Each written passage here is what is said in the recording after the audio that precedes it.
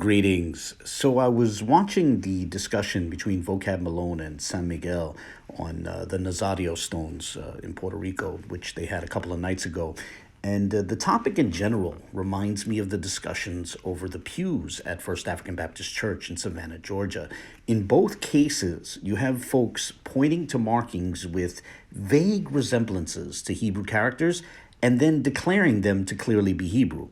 And in both cases, you have proponents of the Hebrew claim trying to impugn the motives of anyone who expresses any skepticism, and then of course you have the proponents often engaging in all sorts of filibustering, just diverting the topic and all sorts of stuff like that, rather than just getting straight to the essential task, which would be pointing to the specific markings and attempting to transcribe what one thinks might be there.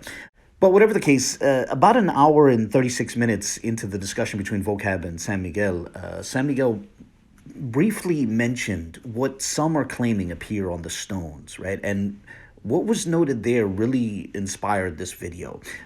So I'm going to play a clip that's just under a half a minute long. And as you listen to this, note carefully and think carefully about what's being attributed to the markings on the Nazario stones.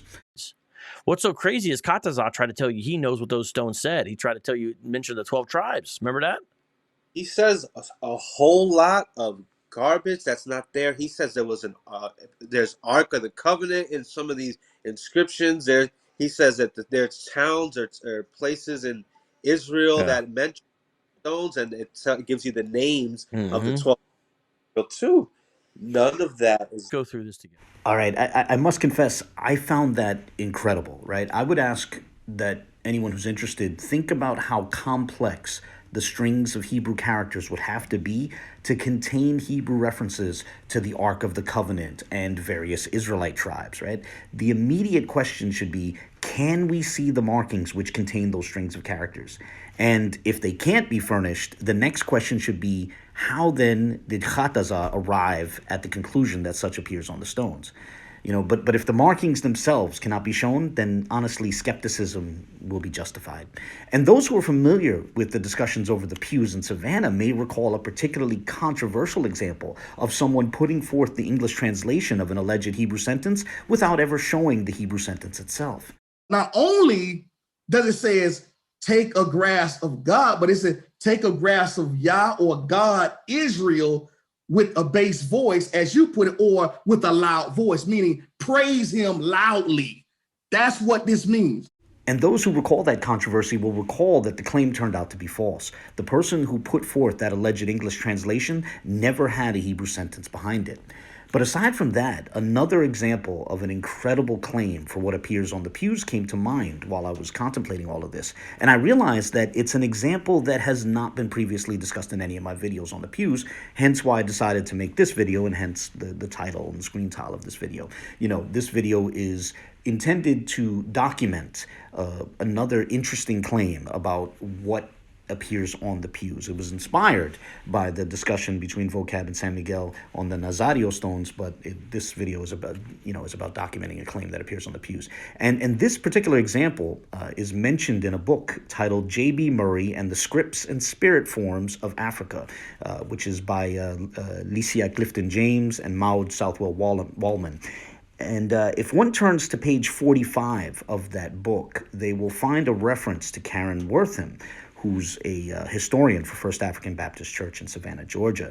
And Miss Wortham is quoted as far back as 2010 as stating that it is widely agreed that the script on the pews is probably ancient Hebrew. And then she gives a rather detailed English translation of that alleged Hebrew text, quote, to secure a desired harvest, to enter a pathway into a household, end quote. Now, right away, one should find it rather curious how that statement transitions from saying the markings are probably Hebrew or most likely Hebrew, as if one is still not entirely certain, to then suddenly having an English translation of those markings, right? If one is able to translate the text, one would presumably know what language they were translating from, wouldn't they? Right? I would think that's a fair assumption. And again, I would ask anyone who's interested to think about how complex the strings of characters would have to be to arrive at such detailed phrases, right? One is within their rights to ask, which pew has those strings of characters, right? Where can we see those Hebrew characters, those strings of Hebrew characters on a pew? Can we see the relevant pew or pews, right? And it's also worth noting that in the more than 13 years since that claim was made, no one has made any public attempt to defend or demonstrate that claim, right? One would think that if such complex strings of Hebrew characters appeared on the pews, they would have been put forth as evidence by now, right? But not even the good doctor, who claims to have images of all the pews and to be on good terms with, everyone in the church, presumably including Miss Wortham, not even the good doctor has ever mentioned the incredible Hebrew phrases allegedly behind that English translation. Much less has he made any attempt to show it, right? And honestly, and with all due respect to Miss Wortham, I'm not attempting to disrespect her, but those familiar with the discussions over the pews are within their rights to be skeptical at this point. And they're also within their rights to ask how Miss Wortham arrived at those English phrases. It seems that whether we're referring to the Nazario stones or the pews in Savannah, there might be a pattern of certain individuals putting forth English translations of Hebrew texts without actually having Hebrew texts backing those translations. And that's a curious phenomenon. And this is why discussions on methodology are so important. You see, in an environment where claims are not questioned and reasoning is not examined, any claim can be made. However, if there is a requirement to look at the markings directly, to transcribe what is believed to be therein, and to discuss the methodologies for interpreting those markings, we would then have a better chance of coming to the actual facts of the matter. That's my thought on that. And with that, I'll offer this closing note. I have now spent 7 years, perhaps a little bit more than 7 years, trying to dialogue with proponents of the claim that Hebrew appears on the pews. And the progress that has been made in that time has been depressingly minimal or depressingly minor. So seeing Vocab and San Miguel get into the topic of the Nazario stones, I have recently been thinking of, attempting to start looking into that subject and perhaps participating in discussions on that topic as well. However, this sort of cursory glance that I've taken, this sort of surface level peek at the topic, immediately revealed some familiar patterns, which I must confess I find troubling. But if I come across new details which strike me as worth reporting, whether on the Nazario stones or the Savannah pews, I will report such on this channel.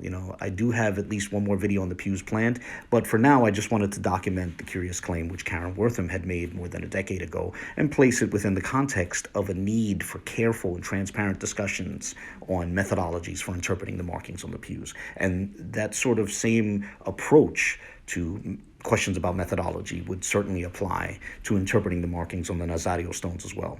But with that, I'll close the short video here. As always, I welcome any comments, questions, or criticisms, so feel free to share your thoughts, whether positive or negative, and God bless.